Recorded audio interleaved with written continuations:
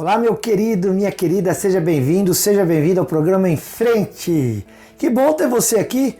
Vamos fazer mais uma reflexão a respeito da Bíblia, a Palavra de Deus. A Bíblia ela é tão importante, ela é chamada por si própria de puro leite espiritual. Você quer ser alimentado? Então, olha, você tem que conhecer a Bíblia, a Palavra de Deus. Você pode conhecer muitos tipos de alimentos desses sólidos, né? Para poder sustentar o teu corpo. Mas para sustentar o teu espírito, a única fonte real, nutritiva, que vai te fazer crescer, que vai te fazer conhecer coisas superiores, é a Bíblia, a Palavra de Deus. Sou o pastor Silas aqui da IP de Rolândia e quero falar com você hoje a respeito de um texto que se encontra no Evangelho segundo escreveu João, no capítulo 2. É um texto muito conhecido, talvez você já tenha ido a algum casamento e já tenha ouvido o ministrante falando a respeito desse texto. Mas vamos descobrir algumas coisas que Deus tem para nós. Vamos aqui pensar junto e refletir sobre o que Deus tem para mim e para você. 3 dias depois, houve um casamento lá em Caná da Galileia. Achava-se ali a mãe de Jesus. Jesus também foi convidado com seus discípulos para o casamento. Tendo acabado o vinho, a mãe de Jesus disse a ele: eles não têm mais vinho. Mas Jesus lhe disse: mulher, que tenho eu contigo? Ainda não é chegada a minha hora. Então ela falou aos serventes: fazei tudo o que ele vos disser. E eles assim o fizeram. Ele então mandou que pegasse 6 talhas de pedra que os judeus usavam para as purificações, e cada uma delas levava aproximadamente 100 litros. Jesus lhe disse: enchei de água as talhas. E eles o fizeram. Depois, mostrado ao mestre Sala, ele provou a água transformada em vinho, não sabia de onde viera, mas sabiam aqueles que entregaram. Ele chamou o noivo e disse: todos entregam primeiro o vinho inferior, todos entregam primeiro o vinho bom, para depois que beberem fartamente, entregarem o inferior. Mas você guardou o vinho bom até agora? Este texto que eu quero aqui meditar com você, queridos. O Senhor Jesus, ele fez muitos milagres aqui na terra, mas o primeiro relato é este. Se você ler até o final do capítulo 2, você vai ver que isso é dito lá. Assim iniciou Jesus os seus sinais aqui na terra. Esse foi o primeiro milagre de Jesus. A primeira coisa é que esse milagre foi feito num casamento, mas não no casamento.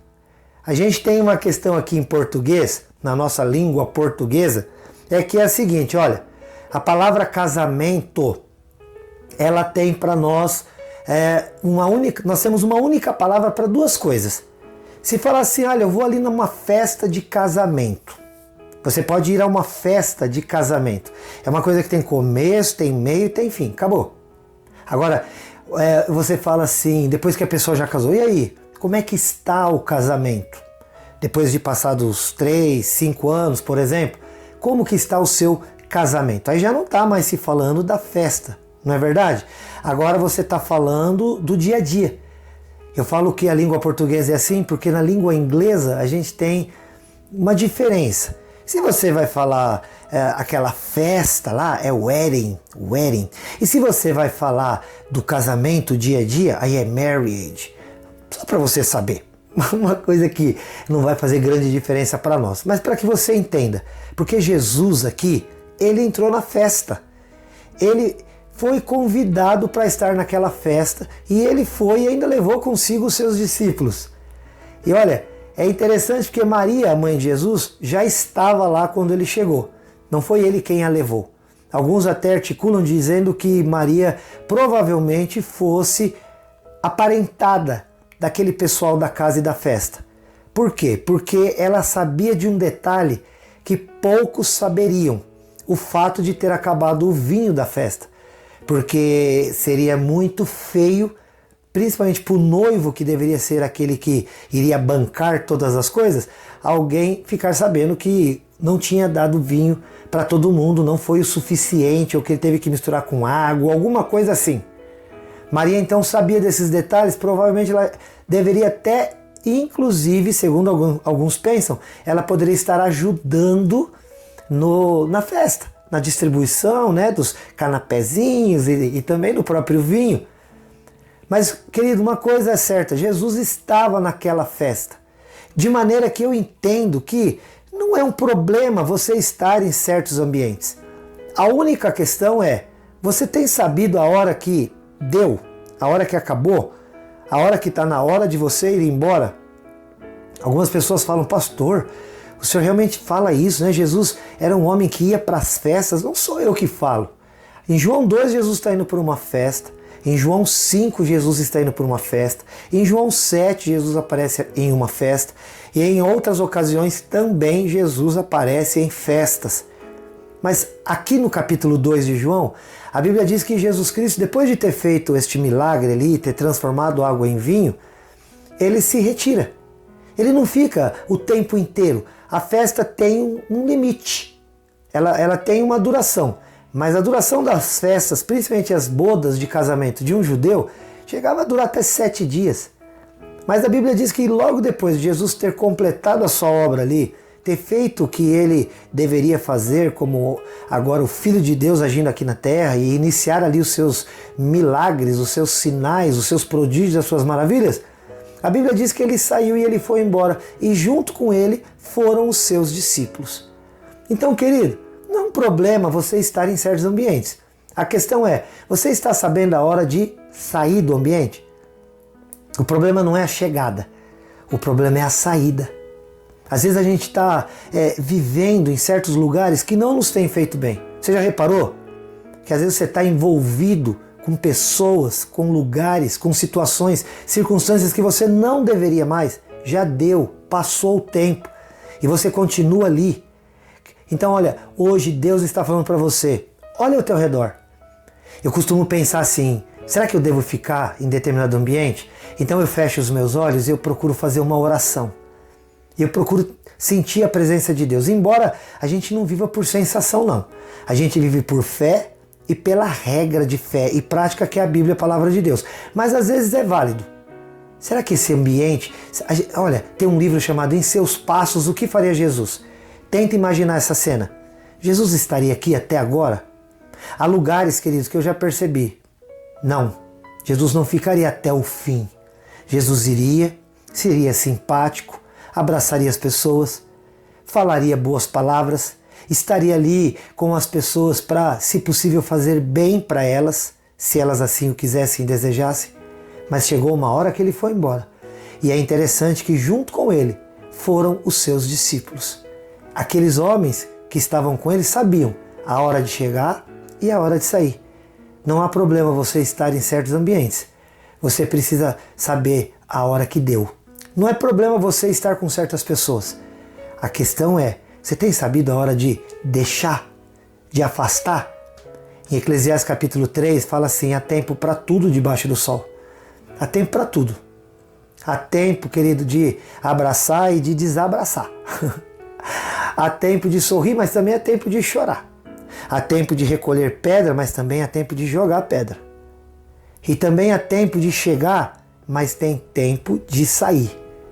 Então às vezes você está sofrendo coisas, sabe por quê? Você quer mesmo que eu responda? Porque você quer. Ninguém está te obrigando a ficar nessa situação. Você quis. Você foi convidado. Você chegou lá e foi ver como é que era. De repente você percebeu, não é ambiente para mim. O que você está esperando para sair? Alguém te mandar embora? E depois você ficar ainda mais amargurado, triste, chateado? Faz isso com você não, meu amado. Faz isso com você não, minha querida. A hora que percebeu, o ambiente não é mais para você, ó. Sabe como diz a moçada aí? Vaza, sai. A hora que você percebe, Jesus já não ficaria mais aqui. Então você não fica também. É simples. A segunda coisa, muito interessante nesse texto, a Maria, a mãe de Jesus, fala para ele, acabou o vinho. E ele fala para ela, mulher, que tenho eu contigo? Sobre isso não quero falar agora. Mas a segunda parte da frase dele foi, ainda não é chegada a minha hora. Ainda não é chegada a minha hora. Isso é muito interessante, porque aconteceu aí no versículo 3 de João capítulo 2, quando Jesus diz para Maria, ainda não é chegada a minha hora. Ainda não. Ainda não. Ainda não. Mulher, ainda não. Homem, ainda não. O que eu estou querendo dizer ou enfatizar com isso, querido? Talvez você esteja tanto tempo orando a Deus, pedindo algo ao Senhor e você não entende o porquê que Ele ainda não te concedeu. Provavelmente Deus ainda não te disse não, porque pode ser que Ele diga, porque Ele sabe o que é melhor para nós. Mas de modo geral, querido, se nós estamos andando de maneira alinhada com o nosso Senhor, a gente vai ter duas possibilidades de resposta. Porque as coisas que Deus não quer, provavelmente a gente nem vai ter vontade de ter. Mas se a gente está tendo o desejo de algo e a gente chega para Deus e pede, e Ele disser, ainda não, eu quero que você entenda uma coisa, por favor. Ainda não, não é não. Ainda não é ainda não.